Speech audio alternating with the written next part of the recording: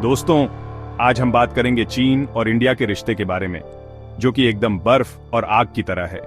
दोनों ही देश एशिया के बड़े खिलाड़ी हैं और दुनिया में अपनी जगह बनाने की होड़ में लगे हैं। दोनों की इकोनॉमी तेजी से बाच रही है, लेकिन इनके रिश्ते में हमेशा कुछ न कुछ खटपट बनी रहती है। 1962 की लड़ाई, जो छोटी थी लेकिन बहुत कड़वी, उसकी याद आज भी दोनों देशों को सताती है। सीमा को लेकर मुद्दा आज भी एक बड़ी समस्या है, जिसके चलते बार बार दोनों देशों की आमना सामना होता रहता है। सीमा के अलावा साउथ एशिया और हिंद महासागर में भी दोनों देश अपना दबदबा बनाने की कोशिश में लगे हैं। चीन का बेल्ट एंड रोड इनिशिएटिव, जिसे इंडिया अपने लिए खतरा मानता है, उसने दिल्ली में चिंता और बढ़ा दी है। ऐसे में यह समझना बहुत जरूरी है कि कौन सी बातें आग लगा सकती हैं, दोनों देशों की फौज कितनी ताकतवर है, और अगर परमाणु हथियारों से लैस इन दोनों देशों में लड़ाई छिड़ गई तो इसका क्या नतीजा होगा। चीन और इंडिया के बीच झगड़े की सबसे बड़ी वजह है बॉर्डर का मुद्दा। 3488 किलोमीटर लंबी सीमा जो हिमालय से होकर गुजरती है, वो ऊंची ऊंची चोटियों, खतरनाक रास्तों और खराब मौसम के लिए जानी जाती है। सीमा को लेकर कोई साफ समझौता न होने के कारण दोनों देश जमीन पर अपना अपना दावा करते हैं, जिसकी वजह से कई बार फौजी टकराव हो चुका है। अक्साई चिन, जिस पर चीन का कब्जा है, लेकिन इंडिया इसे लद्दाख का हिस्सा मानता है, और अरुणाचल प्रदेश, जिसे चीन साउथ तिब्बत बताता है, ये दोनों जगह सबसे ज्यादा विवादित हैं। 1962 की लड़ाई, जिसमें इंडिया को हार का सामना करना पड़ा, वो इन्हीं इलाकों को लेकर हुई थी। कितनी ही बार बैठकें हुई, कितने ही समझौते हुए, लेकिन आज तक कोई ठोस हल नहीं निकल पाया है।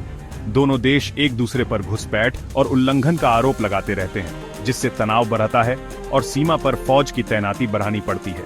2017 में डोकलाम और 2020 से पूर्वी लद्दाख में चल रहा तनाव इस बात का सबूत है कि सीमा पर स्थिति कितनी नाजुक है और कब क्या हो जाए कह नहीं सकते। जमीन के झगड़े के अलावा पैसे का मामला भी चीन और इंडिया के बीच रस्साकशी का एक नया मैदान बनता जा रहा है। दुनिया की सबसे ज्यादा आबादी वाले ये दोनों देश आर्थिक रूप से भी बहुत तेजी से बियाराच रहे हैं, लेकिन दोनों का रास्ता अलग है।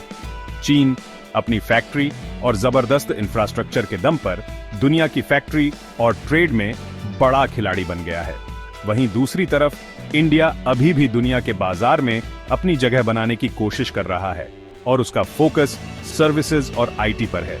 इस अलग अलग रास्ते के कारण चीन के साथ इंडिया का ट्रेड डेफिसिट बढ़ता जा रहा है, जिससे इंडिया को चीन के सस्ते माल की डंपिंग और गलत ट्रेड प्रैक्टिस की चिंता सता रही है। इंडिया विदेशी कंपनियों को अपनी तरफ आकर्षित करने और अपने देश में ही फैक्ट्री लगाने के लिए काफी प्रयास कर रहा है, जिसे चीन अपने लिए एक चुनौती के रूप में देखता है।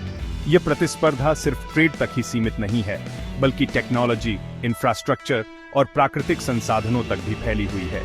दोनों देश टेलीकॉम, आर्टिफिशियल इंटेलिजेंस और रिन्यूएबल एनर्जी जैसे महत्वपूर्ण क्षेत्रों में अपना दबदबा बनाने की कोशिश में लगे हैं।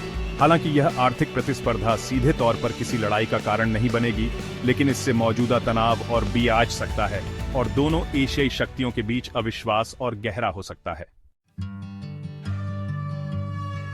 अगर चीन और इंडिया के बीच कभी जंग छिड़ती है, तो दोनों देशों की फौज की ताकत को नजरअंदाज नहीं किया जा सकता।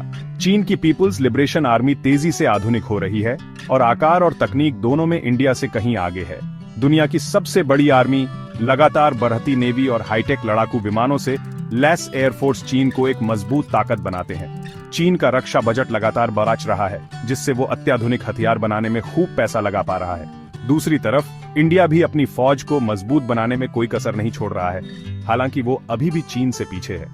इंडियन आर्मी ऊंची पहाड़ियों में लड़ने का अनुभव रखती है और उसके पास स्वदेशी और विदेशी दोनों तरह के हथियार हैं। लेकिन इंडिया को रक्षा सौदों में देरी और विदेशी कंपनियों पर निर्भरता जैसी चुनौतियों का सामना करना पड़ता है। भारत का रक्षा उद्योग अभी भी विकसित हो रहा है, और वो हाइपरसोनिक मिसाइल और ड्रोन जैसी अहम तकनीकों में चीन से पीछे है। हालांकि ताकत के मामले में चीन का पलड़ा भारी है, लेकिन इंडिया की रणनीतिक स्थिति, पहाड़ी इलाके और उसकी फौज के जज्बे को हल्के में नहीं लिया जा सकता। परमाणु हथियारों से लैस इन दोनों पड़ोसियों के बीच कोई भी लड़ाई लंबी, खतरनाक और अंजाम से भरी होगी।